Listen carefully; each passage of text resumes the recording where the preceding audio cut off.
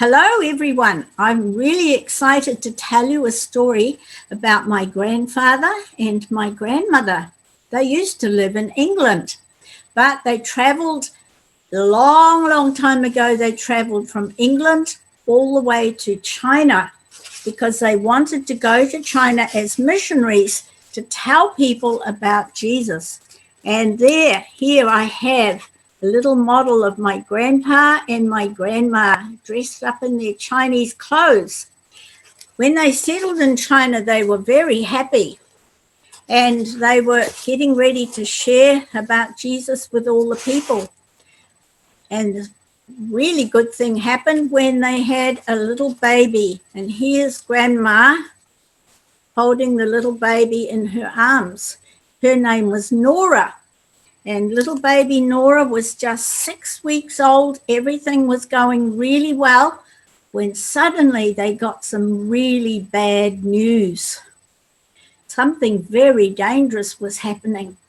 They were warned that there was a group of men who wanted to kill all the missionaries who had come to China. These men called themselves the Boxers, and they were very strong and very brave. One day, at 5 o'clock in the morning, Grandpa received urgent news that the Boxers were coming to attack their family. The Chinese friends told them that they needed to climb over the wall into the garden of a neighbor who had been helped by missionary doctors and said he would be willing to help protect them and hide them from the Boxers. So they had to climb over this big 10-foot wall, get into the neighbor's property, and the neighbor said that he had a big barn on the back of his property, and they could go in there, climb up a ladder, go through a trapdoor, and find themselves somewhere where they could lie on the floor and hide from the Boxers. It was very hot and very dusty in there, and they were worried about this baby. Nora was only 6 weeks old, and you know how babies cry when they're hungry and there wasn't much food and there wasn't much water.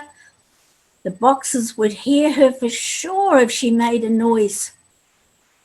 Well, they tried to hide and tried to be quiet, but soon they knew that the Boxers had arrived on the property and they were searching everywhere. They tried looking in the windows. They tried to come up the ladder and get through the trapdoor. They tried to look through the cracks. They even prepared firewood so they could burn the whole building down. Grandpa and Grandma and baby Nora had to hide in this hot, dusty attic for 6 days, almost a whole week.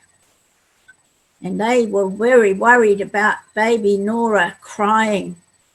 But do you know what? In that whole time, baby Nora never cried, not even one time.